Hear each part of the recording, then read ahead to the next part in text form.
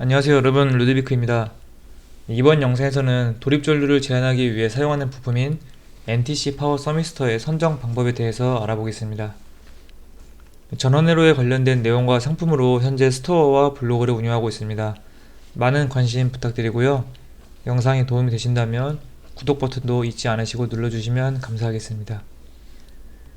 네, 오늘 소개해드리는 영상은 5편의 영상 중 세 번째 시리즈인데요.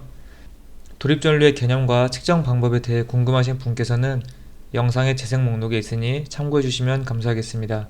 네, 이번 영상에 이어서 추후에 릴레이를 이용해 도립전류를 제한하는 방법과 SCR을 이용하는 방법에 대해서도 소개해드리겠습니다.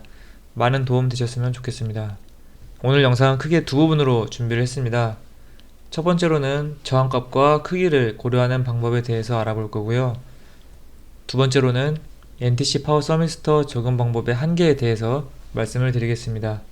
네, 영상 시작에 앞서서 말씀을 드리고 싶은 것이 한 가지 있습니다. 그것은 바로 회로 설계에 있어서 정답은 없다라는 것인데요. 하지만 만약 반드시 지켜야 할 사항이 있다면 그것은 정해진 사양 내에서 안정적인 동작을 보장해야 한다는 것입니다. 자, 갑자기 이 이야기를 꺼낸 이유는요. 마치 공식이 존재해서 이 경우에는 이렇게 하고 저 경우에는 저렇게 하는 방법은 없다라는 것을 말씀드리기 위해서입니다. 물론 일정한 가이드라인은 존재합니다만 모든 경우에 통용하는 법칙이나 방법이란 결국 없기 때문에 여러분들은 그 가이드라인을 이해하시고 여러분들이 설계하고자 하는 회로의 사양에 맞게 안정적인 동작을 하도록 회로를 설계하고 부품을 선정하실 수 있으면 됩니다. 네, 생각보다 서론이 조금 길어졌는데요. NTC 파워 서미스터를 선정하는 것은 결국 저항값과 크기를 결정하는 것입니다. 파워 서미스터의 사양이 이 두 가지로 결정이 되기 때문인데요. 서미스터의 데이터 시트를 찾아보시면 이런 식으로 주문 넘버에 관한 내용이 나옵니다. 앞에 나오는 숫자는 저항값을 의미를 하고요. 뒤에 나오는 숫자는 서미스터의 크기를 의미합니다. 저항값을 먼저 고려하다 보면 크기에 대한 고려가 자연스럽게 따라옵니다. 따라서 저항값을 먼저 생각을 하시면 되는데요. 저항값을 결정할 때에는 내가 최대로 제한하고자 하는 도립전류의 값과 허용 손실을 같이 생각을 하시면 좋습니다. 근데 만약 입력 전압의 범위가 100V부터 300V인 회로가 있다고 가정을 해봅시다. 이때 최대 도립전류를 50A로 제한을 한다고 하면 이때에 요구되는 서미스터의 저항값은 몇 ohm이 될까요? 위상에 따라 차이가 있겠지만 최대 전압은 300V의 루트 2를 곱하고 여기에 50A를 나누면 8.484ohm이 되겠죠. 네, 하지만 당연히 이게 끝이 아니겠죠. 이번에는 전력 조건을 하나 추가해 봅시다.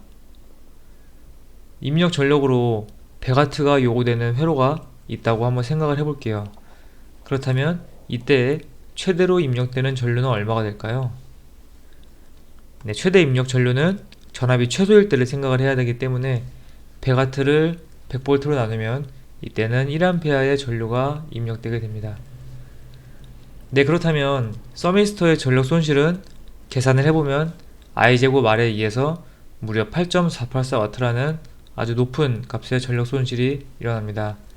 네, 물론 서미스터는 전력 손실을 하게 되면 열이 생기고 열이 생김에 따라서 저항값이 낮아지기 때문에 실제 전력 손실은 여기 앞서 계산한 8.484W에 비해 낮은 값이 됩니다. 하지만 안정적인 동작을 하도록 회로를 설계하려면 항상 악조건에서도 부품이 고장이 나지 않도록 설계를 해야 합니다. 따라서 현재 조건에서 서미스터가 고장이 나지 않으려면 상온에서도 1A의 전류를 견딜 수 있는 서미스터를 사용해야 합니다. 그렇다면 이쯤에서 서미스터의 데이터 시트를 같이 확인해 보겠습니다.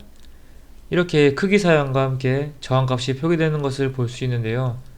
우리는 여기서 저항값과 상온에서 견딜 수 있는 최대 전류를 볼 겁니다.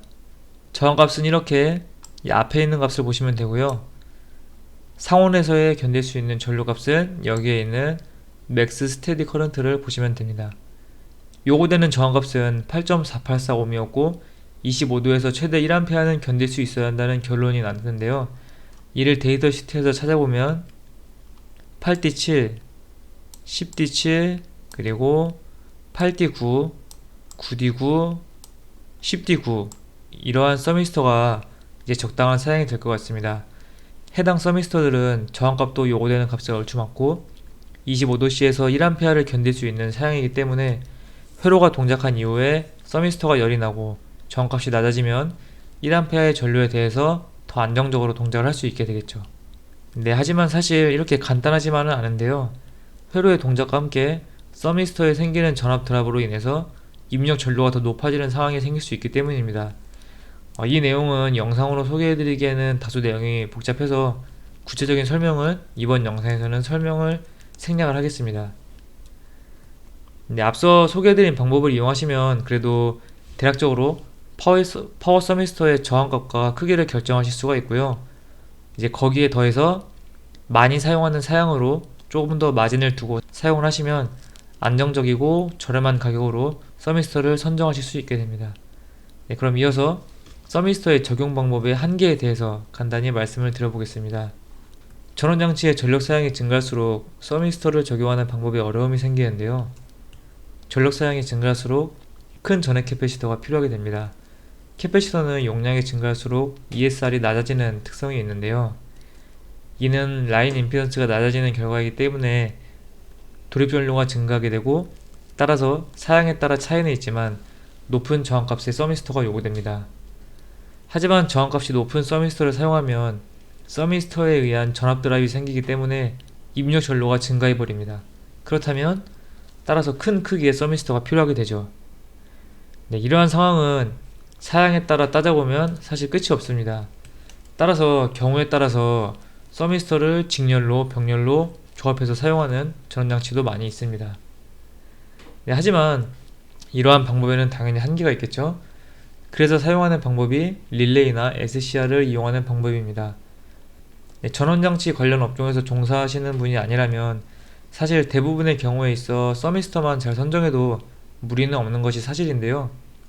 릴레이나 SCR을 이용하는 방법도 알고 계시면 꼭 돌입전류가 아니더라도 많은 회로에 응용해서 사용을 하실 수가 있습니다.